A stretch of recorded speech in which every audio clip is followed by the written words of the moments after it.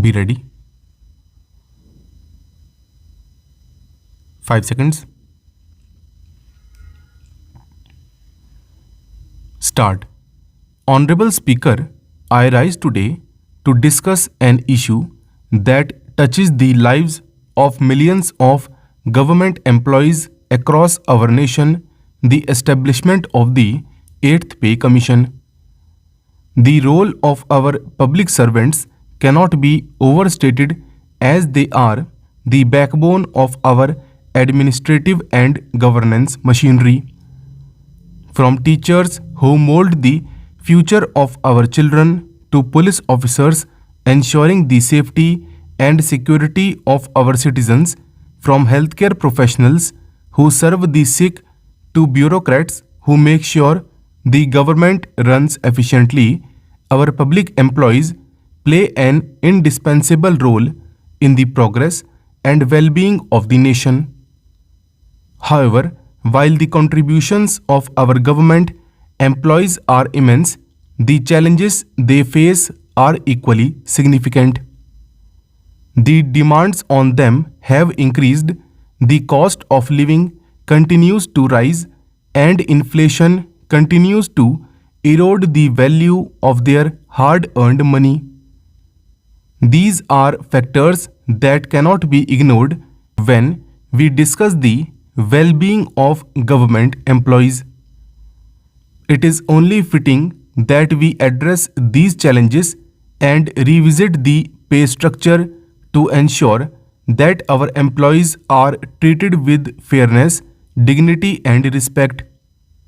The 7th Pay Commission, which was implemented in 2016, did bring about certain positive changes for government employees. However, several years have passed since its implementation, and the economic landscape has shifted dramatically.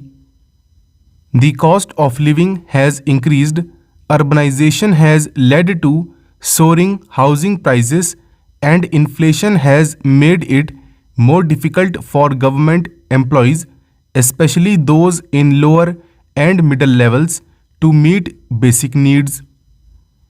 The 8th Pay Commission should therefore take into account the growing disparities in wages and living conditions and work to remedy these challenges by ensuring that public servants are fairly compensated.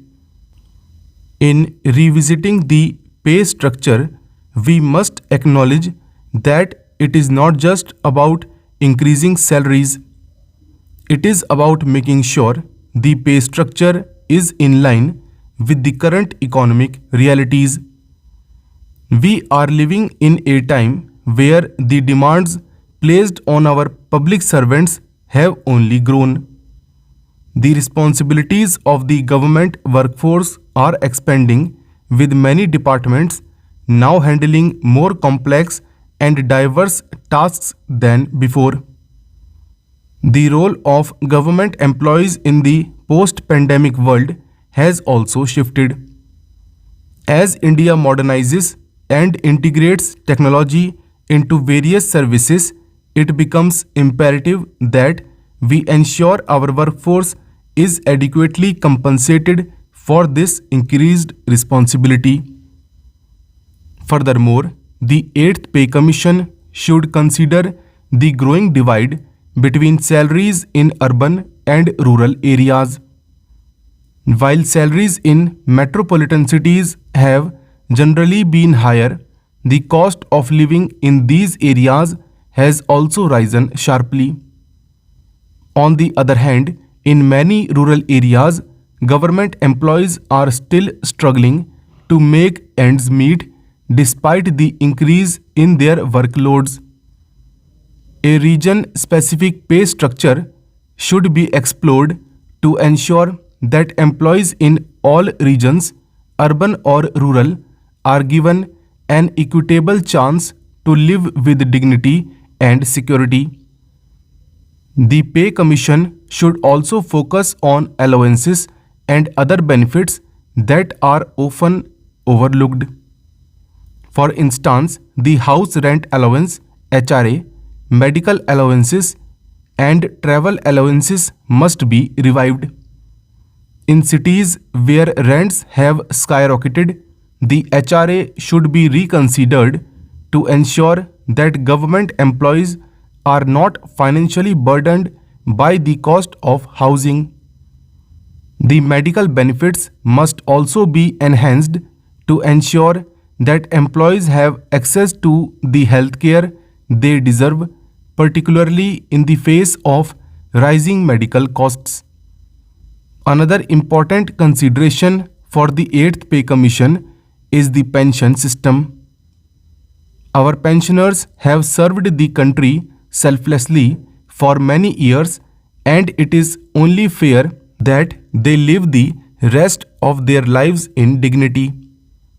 The pension system must be updated regularly to ensure it remains relevant in the face of inflation and rising costs.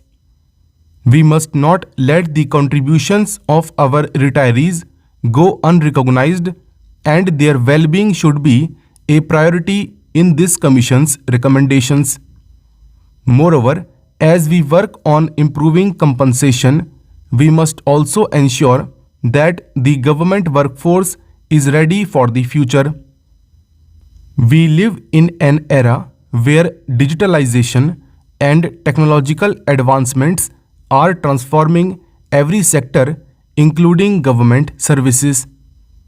Our employees must be equipped with the necessary skills to adapt to these changes. The 8th Pay Commission should not just focus on pay but also on providing opportunities for training and professional development. By investing in the skills of our employees, we can ensure that they continue to provide high quality service to the citizens of India. Honorable Speaker, the formation of the 8th Pay Commission is an opportunity for us to show our commitment to the welfare of our public servants.